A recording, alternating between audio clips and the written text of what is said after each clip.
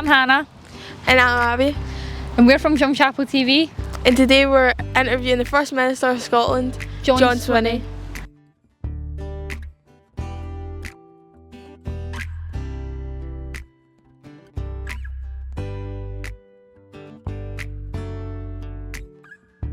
John Swinney, I'm the First Minister of Scotland and the leader of the Scottish National Party, and it's great to be here in Drumchapel with you, Hannah and Abbie, as part of the G15 project. Is there anything being done to increase apprenticeship or other vocational opportunities for all school leavers rather than just the high achievers? Well, apprenticeships should be available to anybody that wants to pursue that, the apprenticeship route. And I think what we've tried to do over the years is to really increase the significance and the value of apprenticeships within our society. Apprenticeships give you great skills for life. They're often foundation apprenticeships that you can do while you're still at school, so you can begin to vary the subjects you do at school with the apprenticeship work. And as a consequence of that, that all helps to build up to allow you to do a modern apprenticeship when you leave school. So I'm really keen to make sure that we've got a strong offering of apprenticeships which are available in school and then after school. And they should be available to anybody, frankly, that wants to take forward that apprenticeship. It's a great route for young people to take.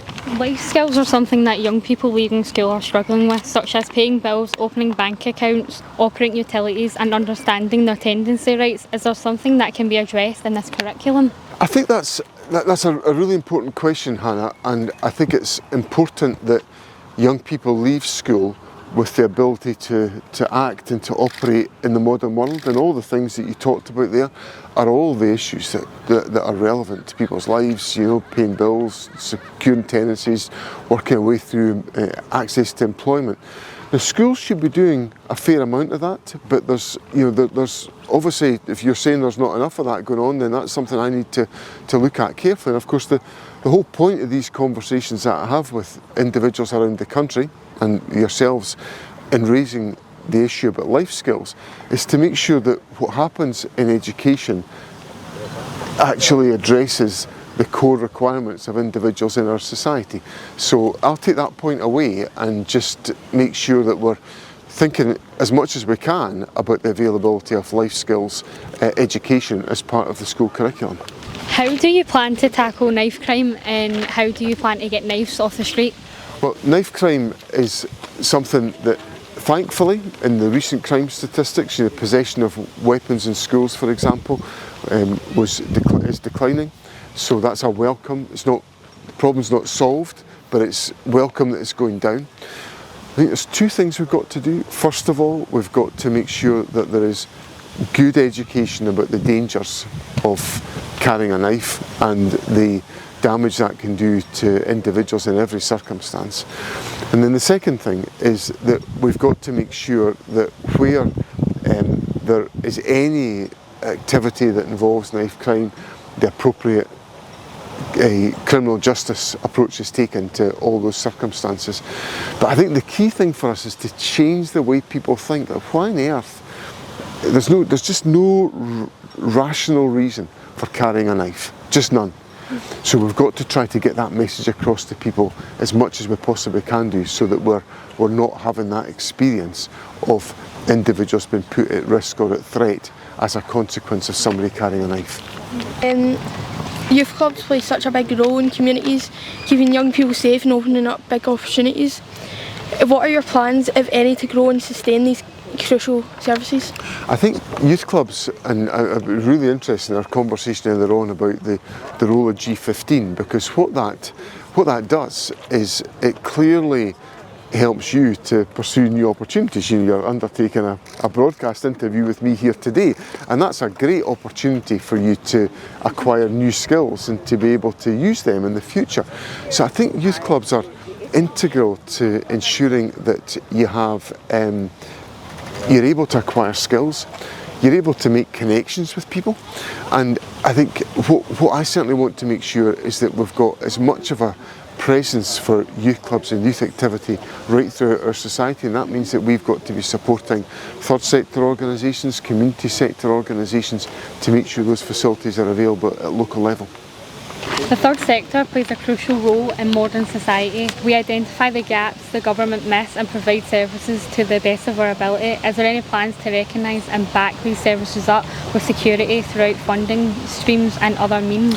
Well, I think that, the first thing I'd want to say is that the third sector really provides an essential role in our society, and the other thing is that the third sector makes really pretty small sums of money go a very long distance, so they have a big impact as a consequence of how they spend money.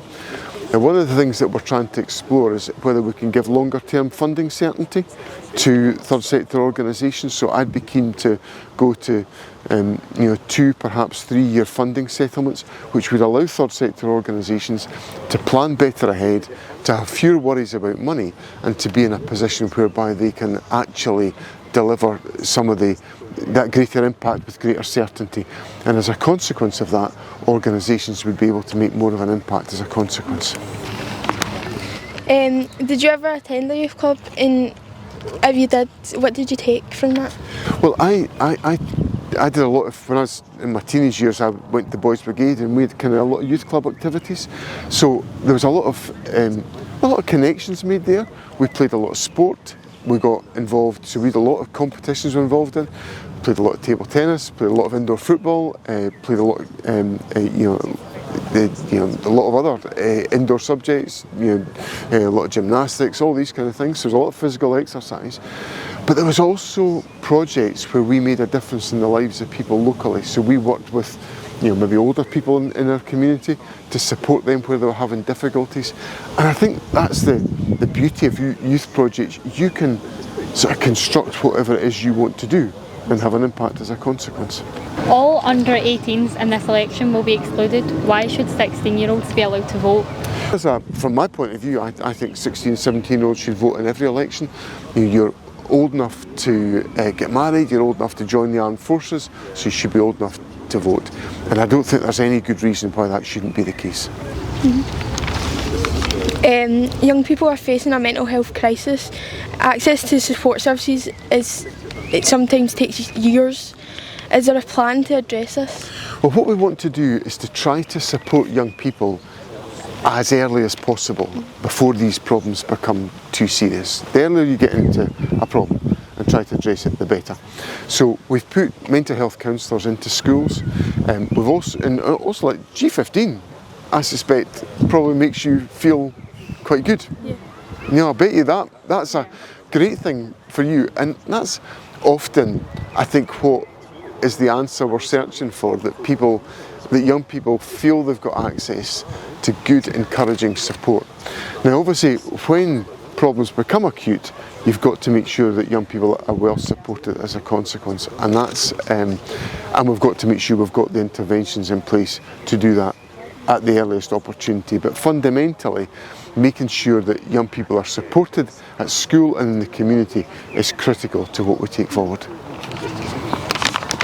Drumchapel scores 28th most deprived area in Scotland on the SIMD. What are your plans to help the community and the country tackle poverty and increase the quality of life we experience here? The thing that I've said, I've only been the First Minister for 7 weeks, and when I came in, I said my biggest priority was to get rid of child poverty. And that's my aspiration. That's what I want to do. I want to get rid of child poverty, and I want to take the measures that will enable us to do that. So we've already got things such as the Scottish Child Payment that puts financial support directly into families, but we've also got support for employability schemes to help parents get back into work. We've got extended childcare offerings to help families be able to obtain childcare and then to get access to work. So I'm keen to take a whole set of measures to eradicate poverty. We've got to invest also in housing stock. We've got to have nice places to live that are safe and secure, and a combination of these measures between financial support, employability, good housing and good community projects is critical in this process. Right, that was the last question. So last question, thanks. It's been lovely to talk to you. Thank you so much, and your questions have been great, and you should be really proud of how you've question me about these what are tough subjects. But thank you very much. Thank you. Thank you. Lovely to see you.